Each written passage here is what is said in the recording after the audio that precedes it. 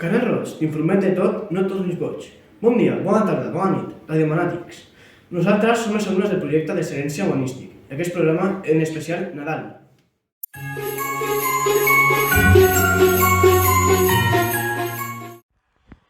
Avui tenim el plaer de tenir el Lluís Prats aquí, l'escriptor de Chico, llibre que estan llegint a primera d'ESO al nostre institut. Bon dia, Lluís, com estàs? Hola, bon dia, molt bé, gràcies. Deus estar orgullós amb tot el que has arribat. Com et sents sabent que un munt de nens estan llegint el teu llibre? Sempre fa molta il·lusió que els destinataris del llibre que tu has escrit doncs, els agradi i vulguin que els vinguis a veure i els expliquis coses. Sempre omple molt de molta satisfacció. Tot esforç té la seva recompensa i segur que tu t'has esforçat molt per arribar fins aquí. I has guanyat algun premi de recompensa? Sí, el Hachiko va guanyar el Premi Folch i Torres, després l'any 2014, després un altre llibre meu va tornar a guanyar el Folch i Torres també uns anys més tard. El Hachiko va guanyar un premi molt important a Itàlia, un premi internacional de la Fira del Llibre de Bologna, i després he guanyat altres premis, el Cifrer de Colònia, el Ramon Muntaner, diversos premis, l'últim va ser l'any 2021, un premi d'Andorra, que és el Premi Carlemany, per una història que s'assembla una mica a la de Hachiko. Aquests són els premis que he guanyat. I ja que estem parlant de la Chico, per la gent que no sap de què va, pots explicar una mica de què va i el significat per tu? Hachiko és una història real que va passar al Japó durant 10 anys, de l'any 1924 fins a l'any 1934, quan un professor va comprar un gosset, li va agradar moltíssim, però el professor va morir. I després d'un any d'estar amb el gosset. I el gosset va anar cada dia durant molts anys a l'estació de tren on el professor baixava i l'esperava, i durant 10 anys aquest gosset el va esperar allà cada dia. I de fet va morir a l'estació.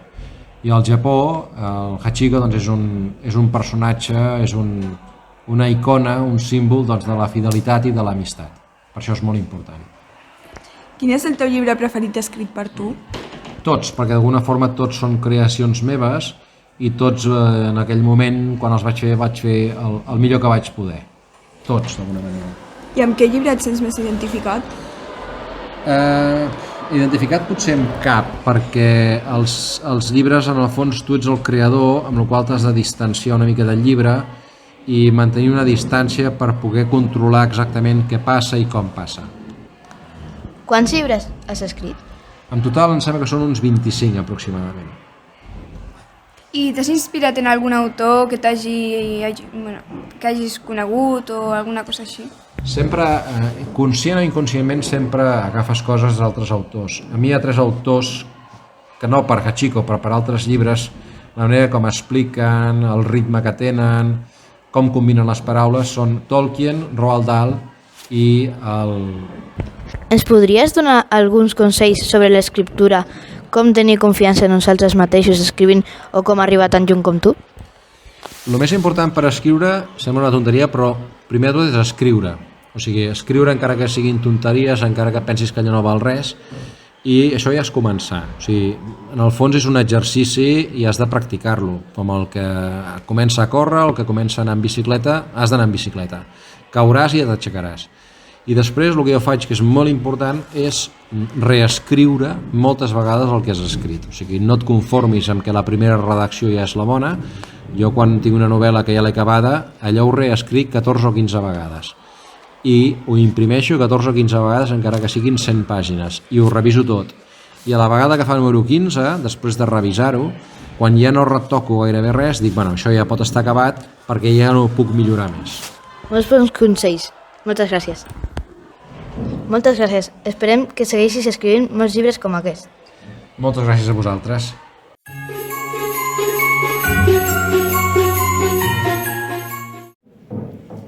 Top 6 tips per passar un bon Nadal. 1. Escoltar Canal Roig. 2. Menjar polvorons, torrons, bombons i les geminadures que guanyes participant en les nostres endivinalles. 3. Passar temps amb la família. 4. Veure pel·lícules. 5. Veure les llums del Nadal. I 6. Gaudir del Nadal.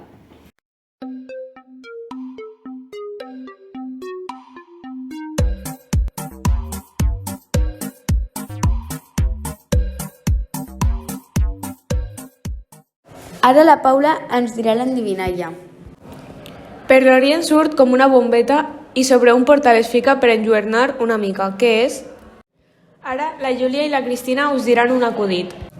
Director, val més que em doni la paga doble de Nadal. Hi ha 3 empreses que em van al darrere. Ah, sí? Quines? La del gas, la llum i de l'aigua.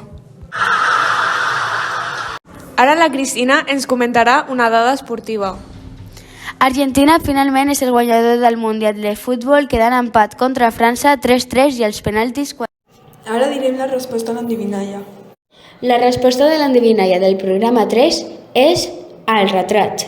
Júlia, Samuel, Axel, Cristina, Paula... Guitong i Dayan. Moltes gràcies per l'atenció. fins aviat!